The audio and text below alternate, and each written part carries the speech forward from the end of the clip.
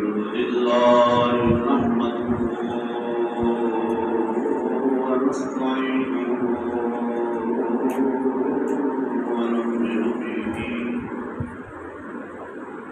ونستغفره ونؤمن به ونتوكل عليه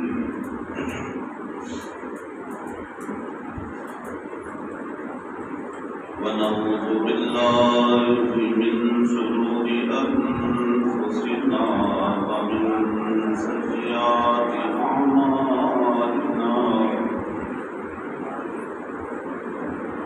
من يهده الله فلا مضل له ومن يضلل فلا هادي له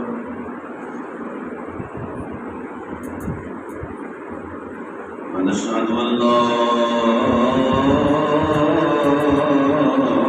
إله إلا الله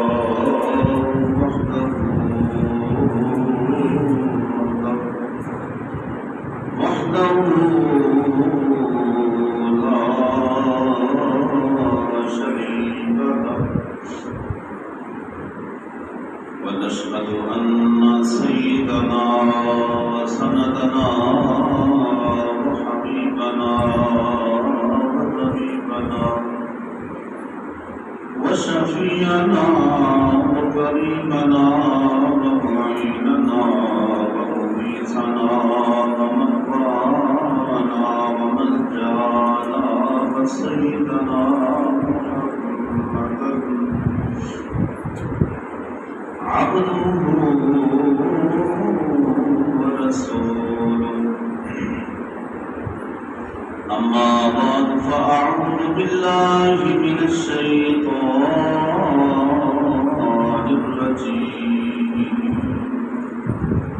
بسم الله الرحمن الرحيم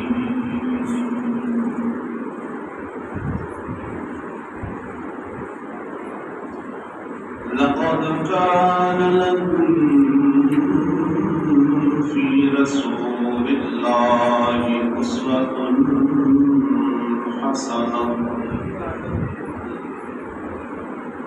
حسنة لمن كان يرجو الله واليوم الآخر وذكر الله كثيرا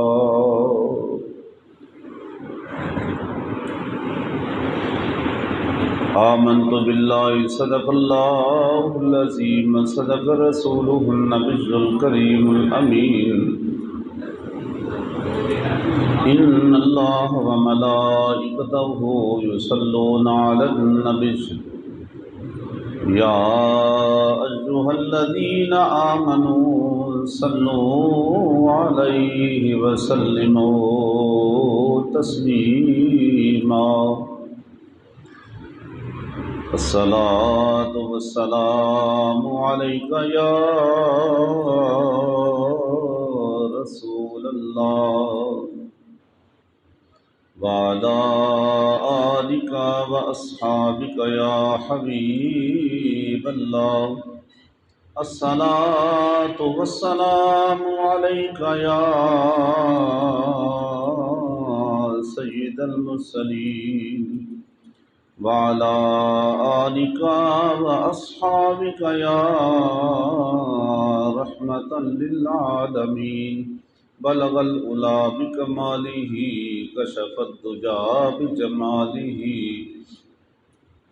حسنت جميع خصاله صلوا عليه وآله وسلموا تسليما صديقه أهل الصفا فاروقه ذو الاجتبى عثمانه عين الحياء المرتضى بحر الكرم اللهم رب اشرح لي صدري ويسر لي أمري واحلل عقدة من لساني يفقهوا قولي یا صاحب الجمال ویا سید البشر من وجهك المنير لقد نفر القمر لا يمكن الصناع كما كان حقه بعد خدا بزرگتوئی قصہ مختصر صلی اللہ علیہ وسلم۔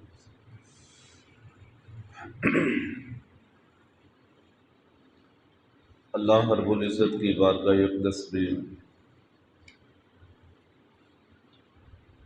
ہدیہ حمد و ثنا کے بعد حضور تاجدار انبیاء، فخر انبیاء، رہبر انبیاء، امام الانبیاء،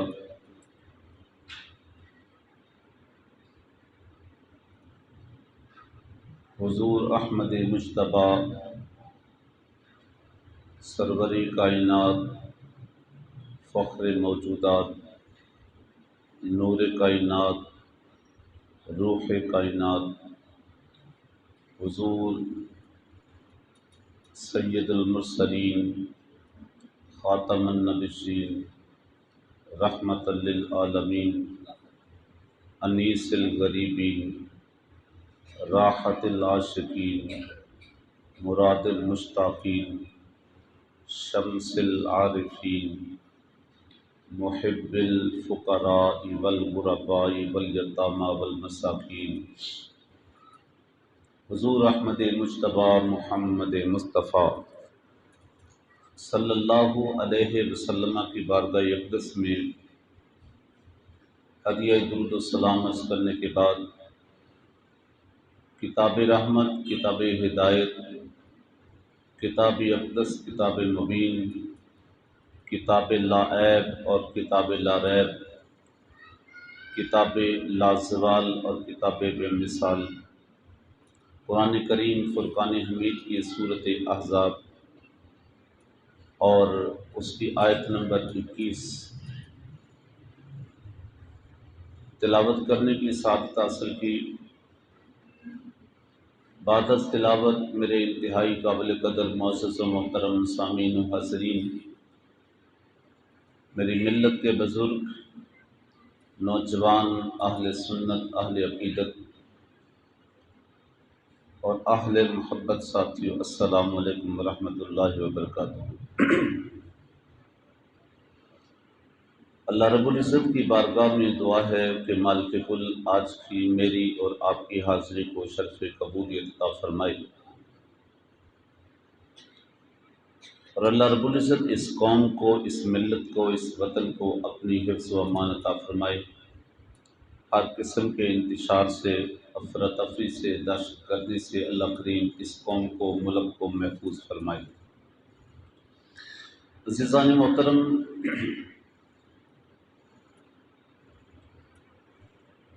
جو آیات مبارکہ میں نے آپ کے سامنے تلاوت کی ہے، اس میں رب العالمین نے کل کائنات کو ایک پیغام دیا ہے۔ اس نظام کائنات کے اندر جب بھی کوئی شخص کوئی عزم کرتا ہے، کوئی ارادہ کرتا ہے، کوئی کام کرنے کا سوچتا ہے، وہ دینی ہو، وہ دنیاوی ہو، وہ چھوٹا کام ہو، وہ بڑا کام ہو، تو انسان کی ایک فطرت میں یہ بات رکھی ہے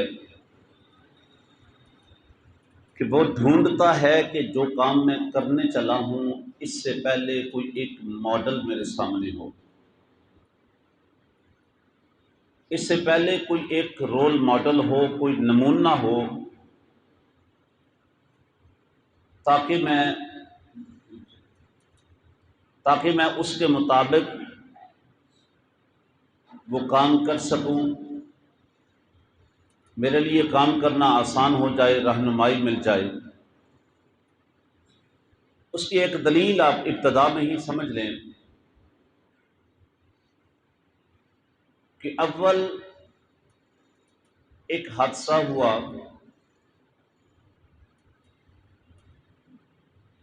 حضرت آدم علیہ السلام کے دو بیٹے، ایک کا نام قابیل اور ایک کا نام حابیل۔ حادثہ یہ ہوا کہ قابیل نے حابیل کو قتل کر ڈالا۔ اب یہ کام تو ہو گیا، قتل ہو گیا، اور یہ اس روئے زمین پر پہلی موت تھی، پہلا قتل تھا، پہلی موت تھی۔ اب وہ شخص کرنے تو کر بیٹھا، لیکن اس کے بعد اسے سمجھ نہیں آئی کہ میں اس کو کروں کیا۔ وجہ کیا؟ کہ اس سے پہلے اس کے پاس کوئی ایک نمونہ، کوئی رول ماڈل، کوئی طریقہ موجود ہی نہیں تھا کہ میں کیسے کروں، کیا کروں۔ بات سمجھ آ رہی ہے؟ اب وہ اپنے کندھے پہ اٹھا کے پھر رہا ہے، اور کم و بیش 40 دن لے کے پھرتا رہا۔ 40 دن اسے سمجھ نہیں آ سکی کروں کیا۔ کبھی کسی جگہ پہ رکھتا، پھر اٹھا لیتا، پھر اور جگہ پہ تھک ہار کے بیٹھ جاتا، پھر اٹھا لیتا، کیونکہ اس سے پہلے کوئی ایسی مثال موجود ہی نہیں تھی کہ میں کیا کروں۔ پھر قرآن کہتا ہے فَبَعَثَ اللَّهُ غُرَابًا يَبْحَثُ فِي الْأَرْضِ لِيُرِيَهُ كَيْفَ يُوَارِي سَوْءَةَ أَخِيهِ قَالَ يَا وَيْلَتَا أَعْجَزْتُ أَنْ أَكُونَ مِثْلَ هَذَا الْغُرَابِ۔ یہ پورا منظر قرآن بیان کرتا ہے، یہ 6 سپارے میں پورا وہ منظر نامہ آتا ہے کہ پھر ایک جگہ پہ وہ تھک ہار کے بیٹھا تھا کہ اس کے سامنے یہ کوے آئے، غراب کوے آئے، اور وہ ایک جھرمٹ بیٹھ گیا، اور پھر کیا ہوا کہ ان میں سے ایک نے دوسرے کو مار ڈالا۔ اب یہ سارا کچھ وہ دیکھ رہا ہے کہ جیسے اس نے اپنے بھائی کو مار ڈالا، اس نے بھی اپنے بھائی کو مار ڈالا۔ اب یہ اٹھ کے بیٹھ گیا کہ جو کام میں نے کیا وہی اس نے کر لیا، اب میں دیکھتا ہوں یہ کیا کرتا ہے، یہ اس کے ساتھ کیا اصل ہوا۔ یہ اصل میں اللہ رب العزت کی طرف سے ایک رہنمائی آ گئی تھی کہ تو نے جو کر لیا سو کر لیا، اب جو مقتول ہے وہ تو میرا پیارا ہے نا۔ اس کی عزت کے لیے، اس کے احترام کے لیے اللہ رب العزت نے یہ رہنمائی اس کے سامنے رکھی کہ جب ایک کوے نے دوسرے کو مار ڈالا تو وہ اٹھ کے بیٹھ گیا کہ یہ کیا کرتا ہے اس کے ساتھ سلوک، لہذا پھر اس نے کیا کیا، اپنی چونچوں کے ساتھ، اپنی پنجوں کے ساتھ زمین کھودی، ایک گڑھا بنایا، ایک قبر نما گہری جگہ بنائی، پھر اپنے پنجوں کے ساتھ، چونچوں کے ساتھ کھینچ کے اس مردہ کبے کو اس میں رکھا، پھر اپنے چونچوں اور پنجوں کے ساتھ اس کے اوپر مٹی دے ڈالی۔ اب اسے سمجھ میں آ گیا کہ ہاں ایسے کیا جا سکتا ہے۔ پھر اس نے بھی مٹی کھودی، قبر بنائی، اور اس کے بعد اس کو دفن کیا۔ اب اس ساری گفتگو سے میں بتلانا یہ چاہتا ہوں کہ انسان کی فطرت میں یہ بات ہے کہ یہ جب بھی کوئی کام کرتا ہے، وہ بھلے وہ اچھا کام ہے، وہ برا کام ہے، وہ صحیح ہے، وہ غلط ہے، وہ چھوٹا ہے، وہ بڑا ہے، وہ چاہتا ہے کہ میرے سامنے کوئی ایک ماڈل ضرور ہو، کوئی ایک نقشہ ہو۔ آج کل آپ دیکھیں نا، جو بھی بلڈنگ بنتی ہے کہتا ہے پہلے نقشہ بنواؤ جی، جتنا اچھا نقشہ ہوگا اسے پاس کیا جاتا ہے۔ نقشہ نویس کیا کرتا ہے، ایک بناتا ہے، دو بناتا ہے، نہیں جی ابھی یہ پاس نہیں، اس میں یہ ڈائریکشن دو، یہ کرو، یہ کرو۔ جہاں جا کے وہ کہتے ہیں کہ بس اب ٹھیک ہے، جس نقشے کو وہ پسند کرتے ہیں، پاس کرتے ہیں، اس کا مطلب کیا ہوگا، جتنا اچھا نقشہ سامنے ہوگا اتنی اچھی تعمیر ہوگی، بلڈنگ اتنی اعلیٰ بن جائے گی۔ جتنا خوبصورت نقشہ ہوگا اتنی بہتر اچھی وہ بلڈنگ بن سکتی ہے۔ تو فطری طور پہ انسان چاہتا ہے میں جو کام کروں اس سے پہلے کوئی نقشہ، کوئی رول ماڈل، کوئی میرے سامنے وہ ایک منظر موجود ہو، تب جا کے میں آسانی کے ساتھ کام کر لوں گا اور بہتر کر لوں گا۔ انسانی فطرت میں یہ طلب تھی، انسانی فطرت میں یہ چاہت تھی، انسانی فطرت میں یہ ریکوائرمنٹ موجود تھی، ایک طلب موجود تھی۔ اب انسانوں کو اگر آپ دیکھیں نا تو بہت سارے بڑے بڑے نامور لوگ اس دنیا میں گزرے، بڑے اچھے اچھے کام انہوں نے کیے، لیکن جب اس کی پوری زندگی کو جب پڑھا جاتا ہے نا تو پڑھنے والا کہتا ہے اوہو، اس کی زندگی نے اس کو ساتھ نہیں دیا، اس نے اپنا پروجیکٹ یہاں تک تو پہنچا دیا، بس تھوڑا سا رہ گیا، اس کی زندگی نے ساتھ نہیں دیا۔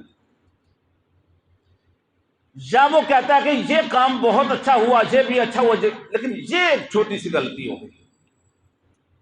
بندہ جتنا اچھا کو کام کرے، دیکھنے والا کہیں نہ کہیں اس میں خامی تلاش کر لیتا ہے، کوئی نہ ایک رکھنا اسے مل جاتا ہے، جہاں کہتا ہے کاش یہ نہ ہوتا تو بہت اچھا ہوتا، یہ نہ کرتا تو بہت اچھا کرتا، یہ اور شامل کر دیتا تو بہت ہی اچھا ہو جاتا۔ انسانی زندگی کے اندر جہاں جس کو بھی آپ رول ماڈل کے طور پہ سامنے رکھیں گے، جس کو بھی نمونہ سامنے رکھیں گے، جس کے لیے بھی آپ رہنمائی کے لیے اس کو سامنے رکھیں گے، اس کے کسی نہ کسی حصے کے اوپر آپ جا کے انگلی رکھ سکتے ہیں کہ جہاں یہ خامی رہ گئی، جہاں یہ کمی رہ گئی، جہاں اس میں یہ چیز اضافہ ہو سکتا تھا۔ ارے اس کائنات کے اندر جس شخصیت کو بھی سامنے رکھیں گے اس میں کہیں نہ کہیں انگلی اٹھ سکتی ہے، کہیں نہ کہیں نشان لگ سکتا ہے۔ اس پوری کائنات کے اندر ایک ہستی ایسی ہے جس کو رب نے رول ماڈل کے طور پہ سامنے رکھا ہے، فرمایا تم جس کو بھی دیکھو گے اس کے اندر کہیں نہ کہیں خامی نظر آئے گی، آؤ تمہیں وہ شخصیت دے دیتا ہوں جس کے جس پہلو کو دیکھو گے براء البراء نظر آئے گا، جس کے جس پہلو کو دیکھو گے، جس ادا کو دیکھو گے، جس گفتگو کو دیکھو گے، جس قول کو دیکھو گے، جس فعل کو دیکھو گے، جس بیٹھنے کو دیکھو گے، جس اٹھنے کو دیکھو گے، جس گفتار کو دیکھو گے، جس رفتار کو دیکھو گے، جس ادا کو دیکھو گے، اس جیسا کائنات میں کوئی دوسرا مل ہی نہیں سکتا، کہیں کوئی انگلی اٹھا ہی نہیں سکتا۔ مولا وہ کون ہے؟ ہمیں طلب ہے، ہم چاہتے تھے کہ کوئی رہنمائی ملے، کوئی اسوہ حسنہ، کوئی نمونہ ملے۔ مولا وہ کون ہے؟ تو رب کا قرآن بول کے کہتا ہے سن لو، لقد کان لکم فی رسول اللہ اسوۃ حسنہ۔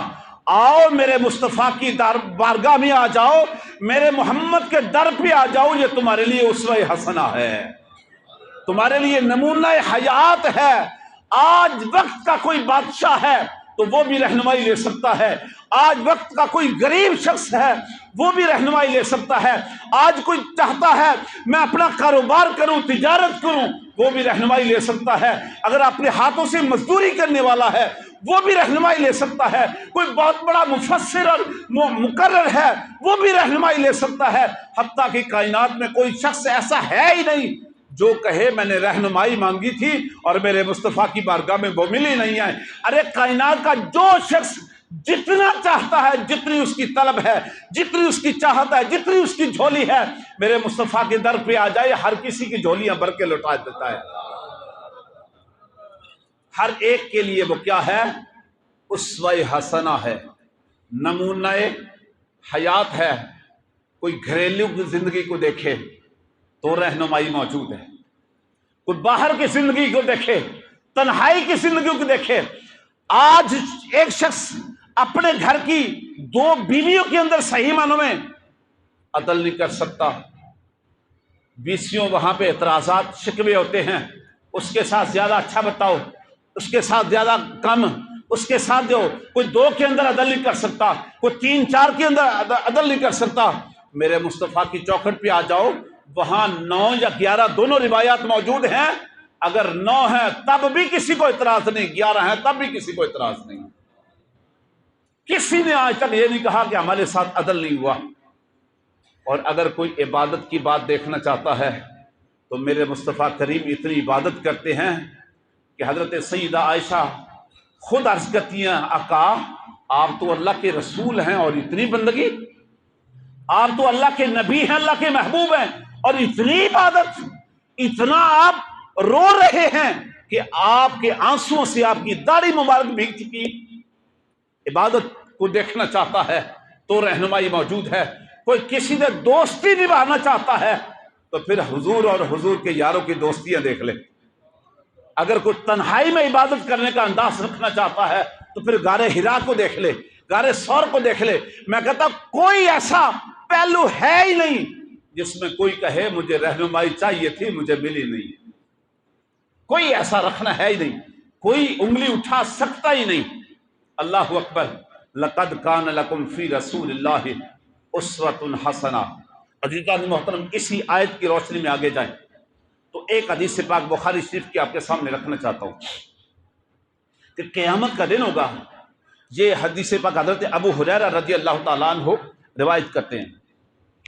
آپ کہتے ہیں قال قال رسول اللہ صلی اللہ علیہ وسلم سبعۃ یظلھم اللہ فی ظلہ یوم لا ظل الا ظلہ. قیامت کا دن ہوگا اور وہاں منظر علماء سے آپ سنتے رہتے ہیں بڑا مشکل ہوگا. سورج کی تپش بڑی زیادہ ہوگی، زمین تانبے کی بن چکی ہوگی اور وہاں تپش بڑی زیادہ ہوگی، پریشانی ہوگی، ہر کسی کو اپنی اپنی پڑی ہوگی. یوم یفر المرء من اخیہ وامہ وابیہ وصاحبتہ واخیہ. ہر کوئی کسی سے بھاگ رہا ہوگا، ہر کوئی دوسرے سے بھاگ رہا ہوگا، کوئی کسی کا رشتہ دار بننے کو تیار نہ ہوگا. ایسے ماحول کے اندر جہاں اتنی تپش اتنی سختی ہوگی، حضور فرماتے ہیں اس موقع کے اوپر سبعۃ یظلھم اللہ، 7 ایسے خوش قسمت لوگ ہوں گے کہ جن کو اللہ اس وقت اپنے عرش کا سایہ نصیب فرمائے گا. کتنے لوگ؟ 7 ایسے لوگ ہوں گے جن کو اللہ اس وقت اپنے عرش کا سایہ نصیب فرمائے گا. اور فرمایا لا ظل الا ظلہ، اس کے علاوہ کوئی دوسرا سایہ نہیں ہوگا. لا ظل الا ظلہ، اس کے علاوہ کوئی سایہ نہیں ہوگا. سایہ صرف وہی ہوگا جو 7 قسم کے لوگوں کو نصیب ہوگا. سن لیں وہ 7 کون سے ہیں. پہلا شخص امام عادل، دوسرا شخص وشاب نشأ فی عباد اللہ، تیسرا شخص ورجل قلبہ معلق بالمسجد اذا خرج منہ حتی یعود الیہ. پہلا شخص وہ ہوگا جو عادل ہو اور امام ہو. اب اس کی تفصیل میں آگے جاتا ہوں. دوسرا شخص کون ہوگا؟ وشاب نشأ فی عباد اللہ، دوسرا وہ نوجوان جس کی جوانی اللہ کی عبادت میں گزرے. تیسرا شخص ورجل قلبہ معلق بالمسجد اذا خرج منہ حتی یعود الیہ. تیسرا وہ شخص ہوگا کہ جس کا دل رب کے گھر میں اٹکا رہے، اللہ کی مسجد میں اٹکا رہے، حتیٰ کہ کسی وقت کسی مجبوری کے تحت وہ باہر نکلے بھی تو حتی یعود الیہ، اس کا دل دھڑکتا رہے اور اسے کہتا رہے جلدی کر واپس رب کے گھر میں جا کے سکون ملے گا. تیسرا وہ شخص ہوگا. چوتھا ہوگا ورجلان تحابا فی اللہ اجتمعا علیہ وتفرقا علیہ. وہ 2 شخص چوتھے نمبر پہ آتے ہیں جو اگر آپس میں جمع ہوتے ہیں تو اللہ کی محبت کے لیے ہوتے ہیں، علیحدہ ہوتے ہیں تو اللہ کی محبت میں ہوتے ہیں. پانچواں شخص ورجل ذکر اللہ خالیا ففاضت عیناہ. پانچواں وہ شخص ہے جو تنہائی میں رب کی بارگاہ میں اپنے ندامت کے آنسو بہا دیتا ہے، خوف خدا رکھتا ہے. چھٹا وہ شخص ہے ورجل دعتہ امرأۃ ذات حسب و جمال فقال انی اخاف اللہ. چھٹا وہ شخص ہے کہ جس کو حسب و نسب والی، حسن و جمال والی، خاندانی والی اور جاہ و جلالت والی اگر کوئی خاتون دعوت گناہ دے تو وہ جواباً صرف اتنا کہے فقال انی اخاف اللہ، مجھے آج کسی اور کا ڈر نہیں ہے، اس گناہ کے قریب میں اس لیے نہیں جاتا کہ مجھے اپنے رب کا ڈر ہے. رب کے ڈر سے وہ گناہ سے باز رہے. حضور فرماتے ہیں 7واں وہ شخص ہے جس کو اللہ کے عرش کا سایہ نصیب ہو. چھٹا وہ شخص ہے اور 7واں وہ شخص ہے ورجل تصدق بصدقۃ فاخفاها حتی لا تعلم شمالہ ما تنفق یمینہ، ساتواں وہ شخص ہے جب وہ صدقہ کرتا ہے، خیرات کرتا ہے نا، تو اتنا چھپا کے کرتا ہے کہ اس کے بائیں ہاتھ کو بھی نہیں پتا چلتا کہ دائیں ہاتھ نے کیا دے دیا ہے۔ یہ 7 قسم کے لوگ ہیں۔ آئیے پہلے جملے پہ آتے ہیں، اس کی تفصیل میں انشاءاللہ باقی ہو سکتا ہے اگلے جملے جاؤ۔ پہلے نمبر پہ آتے ہیں، امام عادل۔ پہلا شخص کون ہوگا؟ امام عادل، عادل امام، عادل حکمران، عادل سربراہ، عادل سرپرست۔ اور اس امام عادل سے مراد وہ شخص بھی ہے جو وقت حاضر کے تخت حکمرانی پہ بیٹھا ہو، وہ شخص بھی ہے جو اپنے ادارے کا سربراہ ہو، وہ شخص بھی ہے جو اپنے خاندان کا سربراہ ہو، وہ شخص بھی ہے جو اپنے گھرانے کا سربراہ ہو، اور وہ شخص بھی ہے جو کہے میرے پاس گھر بھی نہیں ہے، میں کسی جناب محکمے کا سرپرست بھی اور اس کا افسر بھی نہیں ہوں، میں کوئی ملکی سلطنت پہ بھی نہیں ہوں، لیکن اتنا تو یہ ہے کہ اس کے سر سے لے کر پاؤں تک کتنے اعضاء ایسے ہیں جو اس کے ماتحت ہیں، جو اس کے آج ایک شخص کہتا ہے میرے پاس پورا گھر نہیں، میں اکیلا ہی رہتا ہوں، کوئی بات نہیں، وہ اس سے بری ذمہ نہیں ہوا، وہ کسی ادارے کا سربراہ نہیں، کوئی بات نہیں، وہ بری ذمہ نہیں ہوا، وہ کسی تخت حکمرانی کا جناب نہیں ہے وہ حامل، تو کوئی بات نہیں۔ سر سے لے کر پاؤں تک کتنے اعضاء ایسے ہیں جو اس کے ماتحت ہیں، اس کی مرضی چاہے تو ہاتھ اٹھتا ہے، اس کی مرضی نہ چاہے تو نہیں اٹھتا، اس کی مرضی سے قدم آگے بڑھتا ہے، اس کی مرضی نہ ہو تو قدم آگے نہیں بڑھتا، اس کی مرضی سے آنکھ کھلتی ہے، اس کی مرضی سے زبان بولتی ہے، اس کی مرضی سے ناک سونگتا ہے۔ عزیزان محترم، اپنے جسم کے اندر کتنے اعضاء وہ رکھتا ہے جس کا پھر وہ سربراہ ہے، جس کا وہ سربراہ ہے۔ تو امام عادل سے مراد اوپر سے لے کر نیچے تک ہر شخص جواب دہ ہے کہ اس نے اپنی حکمرانی کے اندر اس کا حق ادا کیا کہ نہیں، عدل کیا کہ نہیں، انصاف کیا کہ نہیں۔ انصاف یہ تھا کہ تیرے اعضاء جس ذات نے بنائے اسی کے سامنے ان کو جھکانا چاہیے تھا، اور بے انصافی یہ ہے کہ تو نے اس کو ناراض کر کے اس کے خلاف اس کو چلاتا رہا۔ یہ تو تیرے تابع دار تھے، یہ تو تیری مرضی کے چلنے والے تھے، یہ تو تیری مرضی سے ہاتھ پکڑنے والا تھا، یہ تو تیری مرضی سے پاؤں چلنے والا تھا، تو نے ان کے ساتھ انصاف نہیں کیا، عدل نہیں کیا۔ ایک شخص اپنے گھر کا سربراہ ہے تو وہاں اس کا جواب دہ ہے کس کے ساتھ کیا انصاف کیا۔ اگر کوئی اپنے ادارے کا سربراہ ہے تو وہاں اس کا جواب دہ ہے اس نے ادارے کے لوگوں کے ساتھ کیسا انصاف کیا، کیسا عدل کیا۔ اگر کوئی وہ تخت حکمرانی پہ بیٹھا ہے تو وہ وہاں پہ جواب دہ ہے کہ اس نے تخت حکمرانی پہ بیٹھ کے عدل سے کام لیا کہ نہیں کیا۔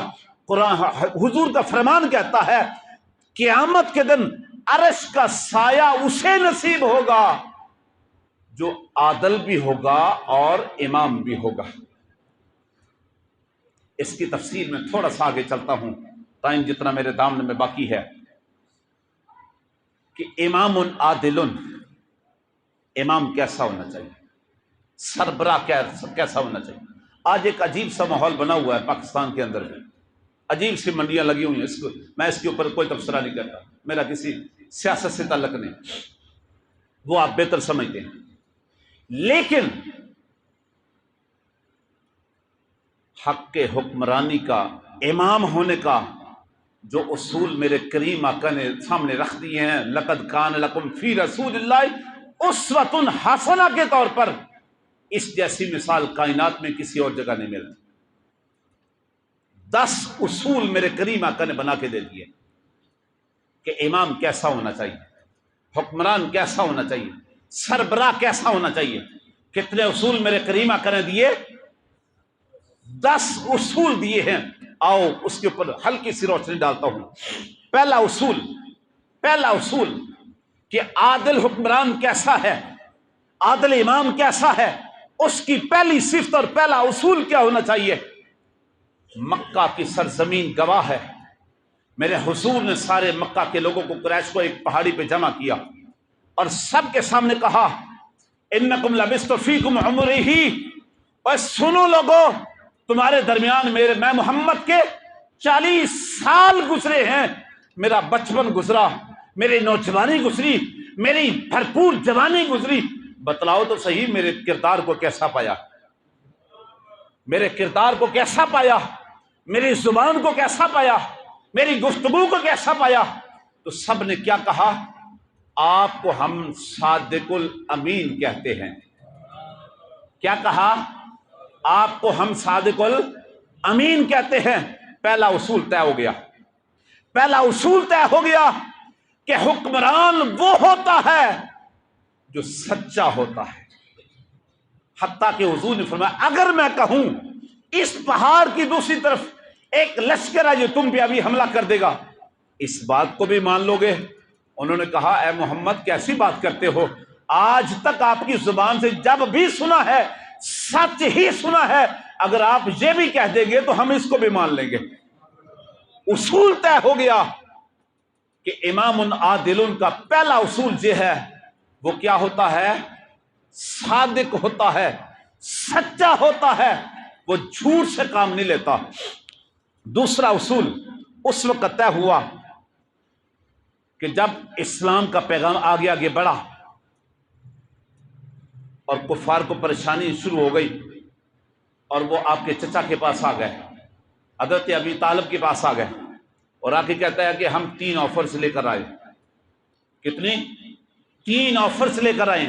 اپنے بھتیجے سے پوچھ لو، اگر وہ ہمارا سردار بننا چاہتا ہے تو ہم سردار مانتے ہیں، سردار بنانے کو تیار ہیں، اگر وہ مال و زر چاہتا ہے تو ہم ڈھیر لگا دیتے ہیں، اور اگر وہ عرب کی کسی بھی حسین و جمیل عورت کی طرف انگلی کا اشارہ کرے اس کو حاصل کرنا چاہتا ہے تو ہم اس کے قدموں میں لا کے اس کو کھڑا کر دیتے ہیں۔ تینوں آفرز ہماری موجود ہیں، اگر وہ سردار بنے تو ہم تسلیم کرتے ہیں، اگر وہ مال و سر چاہے تو وہ دے دیتے ہیں، اور اگر کسی عورت کو چاہے تو اس کو پیش کر دیتے ہیں، لیکن اپنے مقصد سے پیچھے ہٹ جائے، اپنے اس پیغام سے پیچھے ہٹ جائے۔ جب آپ کے چچا نے آپ سے بات کی تو میرے کریم آقا نے فرمایا چچا یہ تو مال و زر کی بات کرتے ہیں، یہ تو عورت کی بات کرتے ہیں، یہ تو سرداری کی بات کرتے ہیں، اگر یہ سورج کو اتار کے میرے دائیں ہاتھ پہ رکھ دیں اور چاند کو اتار کے میرے بائیں ہاتھ پہ رکھ دیں، اللہ کی عزت کی قسم میں محمد اپنے دین کے مشن سے پھر بھی پیچھے نہیں ہٹ سکتا۔ اس کا پیغام جاری رہے گا۔ تینوں آفرز آج کا کوئی حکمران ہوتا تو شاید اس کے اوپر لٹ جاتا، لیکن آپ نے دوسرا اصول طے کر دیا کہ جو عادل حکمران ہوتا ہے وہ بکتا نہیں ہے، جو عادل حکمران ہوتا ہے وہ لالچی نہیں ہوتا، وہ مال و زر پہ نہیں مٹتا، وہ کسی دنیا کے فائدے کے اوپر نہیں مٹتا۔ آپ نے دوسرا اصول حق میں حق کے حکمرانی کا امام عادل کا طے کر کے دے دیا کہ جو عادل امام بننا چاہتا ہے وہ لالچی نہیں ہوتا۔ تیسرا اصول سنیے، تیسرا اصول اس وقت طے ہوا کہ جب بدر کا مقام ہے، ابھی صبح لڑائی ہونی ہے، ابھی میدان لگنا ہے، مارکا ہونا ہے، میرے کریم آقا رات کو سارے اصحاب کو جمع کر کے فرماتے ہیں تمہیں مبارک ہو، صبح فتح تمہاری ہے۔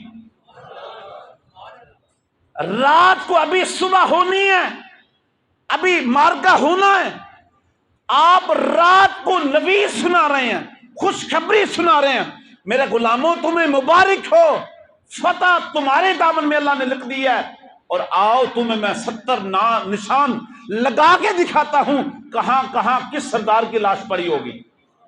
آپ نے 1 2 نہیں 70 نشان لگائے، جہاں ابو لہب پڑا ہوگا، جہاں امیہ ہوگا، جہاں عتبہ ہوگا، جہاں شیبہ ہوگا، ارے 70 نشان لگائے۔ حضور کے اصحاب کہتے ہیں اگلے دن مارکا ہوا، جو حضور نے کہا تھا وہی ہوا، اللہ نے فتح اسلام کو عطا کی، اور ہم نے دیکھا جہاں جہاں حضور نے جس کا نشان لگایا تھا ادھر وہی پڑا ہوا تھا۔ پتا چلا حضور نے تیسرا اصول دے دیا کہ جو عادل حکمران ہوتا اس کا یقین کامل ہوتا ہے، اس کا یقین کامل ہوتا ہے۔ یہ یقین بول رہا تھا، حالانکہ ایک طرف 313 اور دوسری طرف 1000 کی تعداد، ایک طرف ساز و سامان بھی کم، دوسری طرف ساز و سامان بھی زیادہ، لیکن میرے حضور کیا فرماتے ہیں؟ مجھے یقین ہے فتح تمہاری ہے، فتح ہماری ہے، فتح میرے غلاموں کی ہے، فتح اسلام کی ہے، عزت اللہ نے اسلام کو عطا کرنی ہے۔ پتہ چلا عادل حکمران کے امام عادلون کا حضور نے تیسرا اصول بنا کے دے دیا، امام عادلون وہ ہوتا ہے جس کا یقین کامل ہوتا ہے۔ چوتھا اصول، جب فتح مکہ ہوا، یاد ہے کہ مکہ سے ہجرت کر کے حضور مدینہ تشریف لے گئے، مکہ سے ہجرت کر کے حضور مدینہ تشریف لے گئے۔ ان لوگوں نے کون سا ظلم نہیں کیا تھا، کون سی زیادتی نہیں کی تھی؟ شیب ابی طالب نے ان لوگوں نے 3 سال محفوظ رکھا، لاک ڈاؤن کی شکل میں رکھا، ان کے ساتھ سارے تعلقات کاٹ کے رکھے گئے، ان کے حضور کے غلاموں کو ستایا گیا، سارا ظلم و ستم ان لوگوں نے کیا، مجبور ہو کے یہاں سے ہجرت کی۔ لیکن یہی مکہ جب فتح ہوا، یہی مکہ جب فتح ہوا، اب کفار سارے محکوم تھے، حضور فاتحانہ انداز میں جب داخل ہوئے، حضور کے اصحاب داخل ہوئے، اب سارے مکہ کے لوگ اندرون خانہ یہ سوچ رہے ہیں کہ دیکھو آج محمد ہم سے کیسے بدلے لیتا ہے، آج ہم نے ایک ایک حساب چکانا ہے، آج وہ فاتح ہیں ہم مفتوح ہیں، آج وہ فاتح ہیں وہ حاکم ہیں ہم محکوم ہیں، آج ہمیں وہ سارے حساب کتاب دینے ہوں گے، جو جو ہم نے کیا اس کا بدلہ دینا ہوگا۔ ارے سارے مکہ کے لوگ یہی سوچ رہے تھے آج بدلہ لیا جائے گا، لیکن میرے کریم آقا نے جب ان کی جناب آپس کی گفتگو کو محسوس کیا کہ لوگ یہ سمجھ رہے ہیں آج بدلہ لینے کا دن ہے، آج حساب چکانے کا دن ہے، میرے کریم آقا نے دیکھا اب آج یہ سارے لوگ محکوم ہیں، آج یہ سارے لوگ بے بس ہیں، اس لیے آپ ایک بلند جگہ پہ کھڑے ہوئے اور کھڑے ہو کے کہا لوگوں سن لو، مکہ کے لوگوں سن لو، تم کہتے ہو آج بدلہ لینے کا دن ہے، میں محمد اعلان کر رہا ہوں لا تثریب علیکم الجوم، آج بدلہ لینے کا دن نہیں، آج معاف کر دینے کا دن ہے، جاؤ آج میں محمد نے تمہیں معاف کر دیا ہے، لا تثریب علیکم الجوم۔ میرے کریم آقا نے چوتھا اصول طے کر کے دے دیا کہ کسی مجبور کو معاف کر دینا، بدلہ نہ لینا، امام عادلون کا یہ چوتھا اصول ہے، مجبور کو معاف۔ حضرت عائشہ تو صدیقہ رضی اللہ تعالی عنہا فرماتی ہیں جب کبھی بھی حضور کو یہ 2 اختیار اکٹھے ہوتے، یا بدلہ لے لیں یا معاف کر دیں، یا درگزر کر لیں یا اس سے بدلہ لے لیں، حضرت عائشہ کہتی ہے، ام المومنین کہتی ہیں حضور ہمیشہ معاف کر دیا کرتے تھے۔ تو مجبور کو معاف کر دینا امام العادلون کا یہ چوتھا اصول ہے۔ بات ابھی طویل ہے، سفر بڑا طویل ہے، صرف وہ کسی نے کہا تھا میرا قائد ہے وہ زندگی پیغام تھا جس کا، میرا قائد ہے وہ زندگی پیغام تھا جس کا، محمد نام تھا جس کا، محبت کام تھا جس کا، وہ رفتہ رفتہ جس نے قوم کو منزل عطا کر دی، وہ رفتہ رفتہ جس نے قوم کو منزل عطا کر دی، کلی آغاز تھی جس کی، چمن انجام تھا جس کا، محبت نام تھا جس کا، محمد نام تھا جس کا۔ عزیزان محترم، یہاں پہ اپنے سفر کو روکتا ہوں، ٹائم کافی ہو گیا، انشاءاللہ زندگی رہی تو یہاں سے آ گئی، اگلے جمعے چلے رہیں گے۔ اللہ تعالیٰ آج کی میری اور آپ کی حاضری قبول فرمائی، آمین، وصلی اللہ علیہ محمد وبارک۔